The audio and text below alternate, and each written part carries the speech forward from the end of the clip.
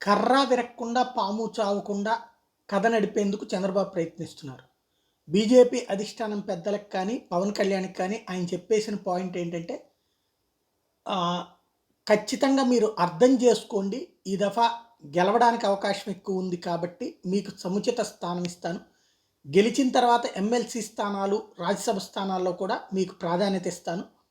ప్రస్తుతానికి ఎక్కువ సీట్లు తీసుకోవద్దు. మీరు ఎక్కువ సీట్లు తీసుకుంటే కనుక తద్వారా అది వైసీపీ గెలుపుకి కారణమవుతుంది. మనం జట్టు కట్టి ఓటమి పాలయ్యామంటే ఆ తర్వాతన అతను ఒక మమతా బెనర్జీ లాగా తయారైపోతాడు. శాశ్వతంగా ఉండిపోతాననేటువంటి పరిస్థితి ఉంటది.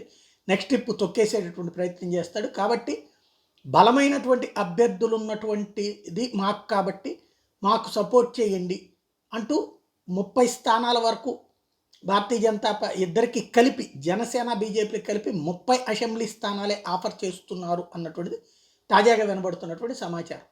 అలాగే పార్లమెంటు స్థానాలు మాత్రం 10 దాకా ఇవ్వడానికి సిద్ధంగా ఉన్నారు.